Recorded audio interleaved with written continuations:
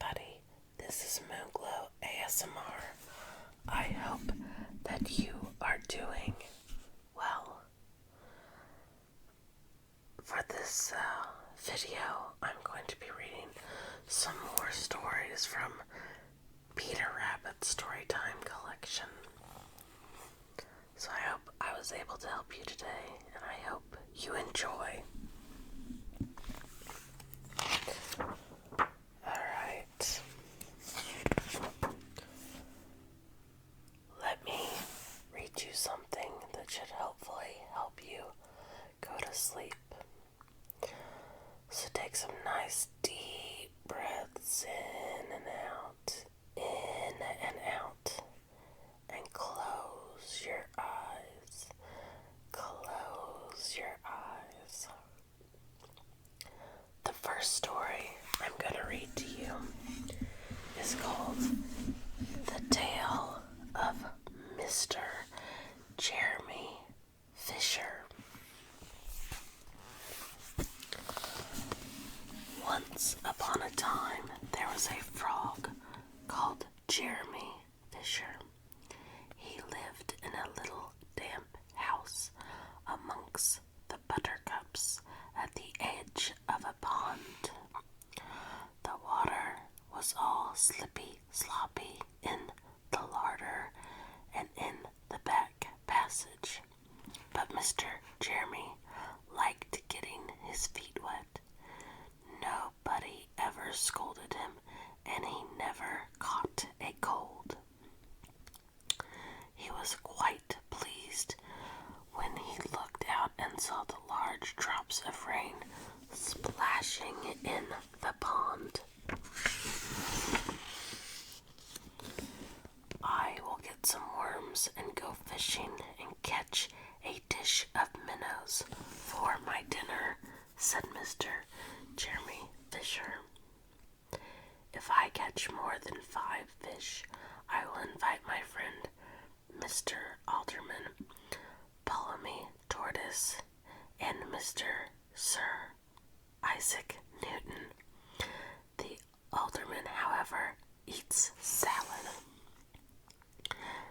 Mr. Jeremy put on a mackintosh and a pair of shiny galoshes. He took his rod and basket and set off with the enormous hops to the place where he kept his boat. The boat was a round and green and very like other lily leaves. It was tied to a water plant in the middle of the pond.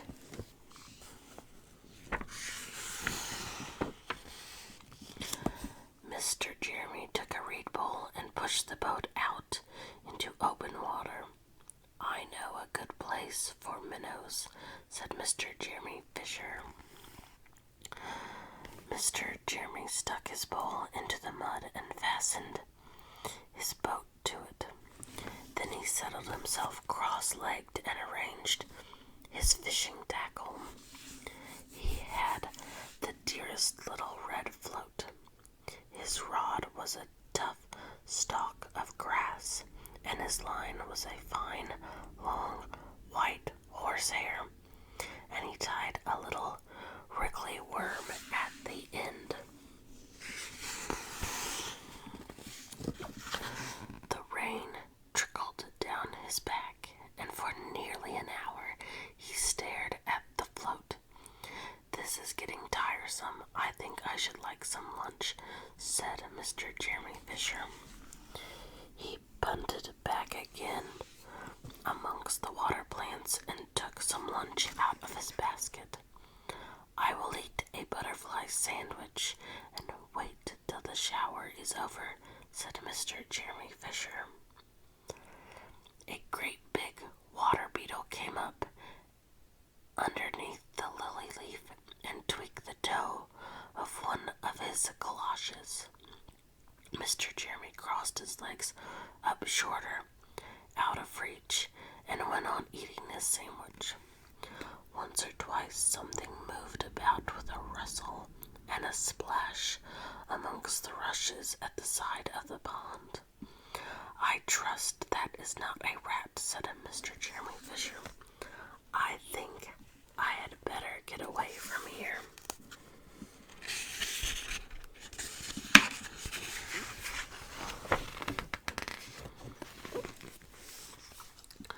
Mr. Jeremy shoved the boat out again a little way and dropped in the bait. There was a bite almost directly. The float gave a tremendous bobble. "A minnow, a minnow, I have him by the nose," cried Mr. Jeremy Fisher, jerking up his rod. But what a horrible surprise! Instead of a smooth, fat minnow, Mr. Jeremy landed little Jack Sharp, the sickleback covered with spines.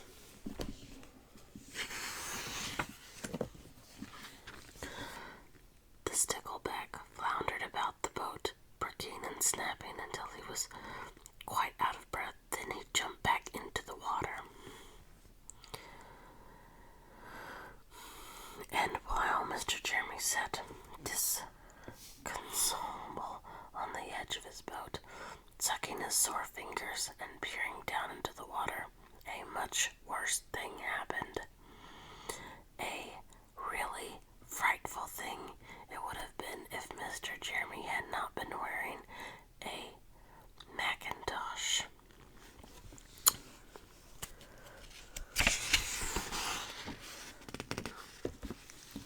A great, big, enormous trout came up with a splash, and it seized Mr. Jeremy with a snap. Ow, ow, ow, and then it turned and dived down to the bottom of the pond. But the trout was so displeased with the taste of the Macintosh that in less than half a minute it spat him out again, and the only thing it swallowed was Mr. Jeremy's galoshes. Mr. Jeremy bounced up to the surface of the water like a cork, and the bubbles out of a soda water bottle, and he swam with all his might to the edge of the pond. He scrambled out on the first bank he came to, and he hopped home across the meadow with his Macintosh all in tatters. "What a mercy that was not a pike," said Mr. Jeremy Fisher. "I have lost my rod and my basket, but it does not much matter, for I am sure I should never have dared to go fishing again." He put some sticking plaster on his fingers, and his friends both came to dinner. He could not offer them fish, but he had something else in his locker.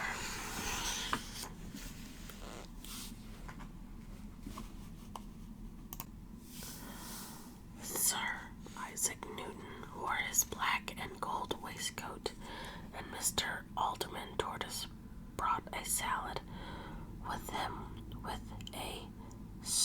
in a string bag. And instead of a nice dish of minnows, they had a roasted grasshopper with ladybird sauce, which frogs consider a beautiful treat, but I think it must have been nasty.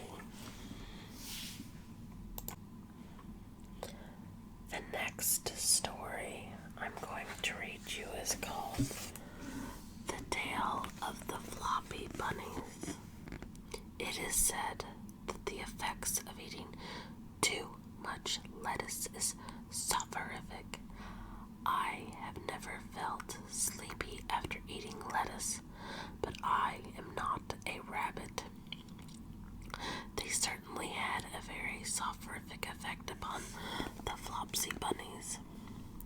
When Benjamin Bunny grew up, he married his cousin Flopsy. They had a large family, and they were very improvident and cheerful. I do not remember the separate names of their children.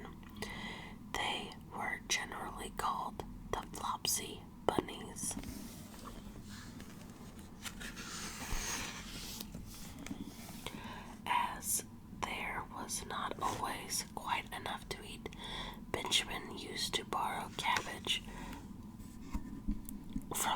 Flopsy's brother, Peter Rabbit, who kept a nursery garden. Sometimes Peter Rabbit had no cabbage to spare. When this happened, the Flopsy bunnies went across the field to a rubbish heap in the ditch outside Mr. McGregor's garden.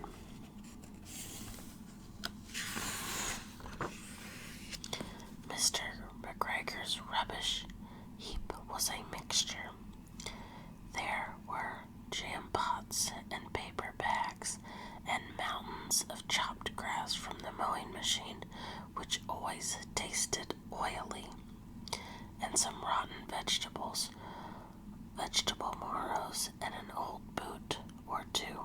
One day, oh joy, there were a quantity of overgrown lettuce which had shot into flower.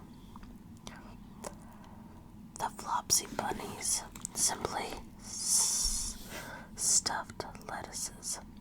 By degrees, one after another, they were overcome with slumber and lay down in the mown grass. Benjamin was not so much overcome as his children. Before going to sleep, he was sufficiently wide awake to put a paper bag over his head to keep off the flies.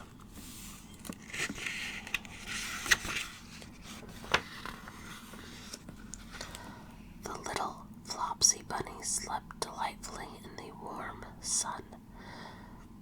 From the lawn beyond the garden came the distant clattery sound of the mowing machine. The blue bottles buzzed about the wall, and a little old mouse picked over the rubbish among the jam pots. I can tell you her name. She was called Thomasina Tittlemouse, a wood mouse with a long tail.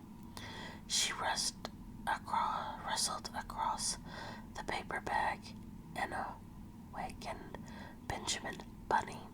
The mouse apologized profusely and said that she knew Peter Rabbit. While she and Benjamin were talking, close under the wall, they heard a heavy tread above their heads, and suddenly Mr. McGregor emptied out a sackful of lawn mowings right upon the top of the sleeping Flopsy bunnies. Benjamin shrank down under his paper bag. The mouse hid in a jam pot.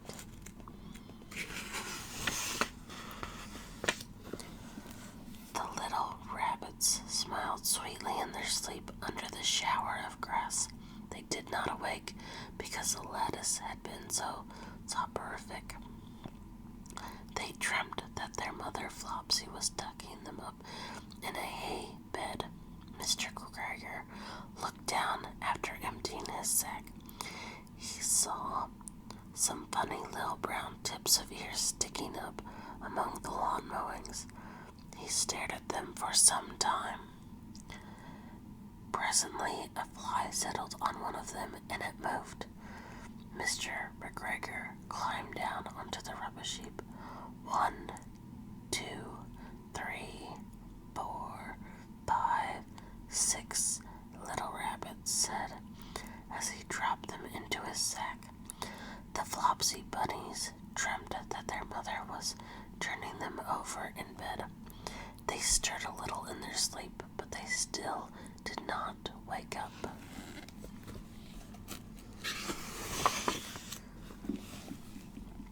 Mr. McGregor tied up the sack and left it on the wall. He went to put away the mowing machine. While he was gone, Miss Flopsy Bunny, who had remained at home, came across the field.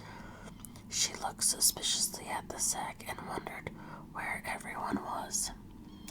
Then the mouse came out of her jar pot, and Benjamin took the paper bag off of his head, and they told the doleful tale. Benjamin and Flopsy were in despair. They could not undo the string, but Miss Tittlemouse was a resourceful person. She nibbled a hole in the bottom corner of the sack. The little rabbits were pulled out and pinched to wake up. Their parents stuffed the empty sack with 3 rotten vegetable marrows and an old blackened brush and 2 decaying turnips. Then they all hid under a bush and watched for Mr. McGregor. Mr. McGregor came back and picked up the sack and carried it off. He carried it hanging down as if it were rather heavy. The Flopsy bunnies followed at a safe distance. They watched him go into his house, and then they crept up to the window to listen.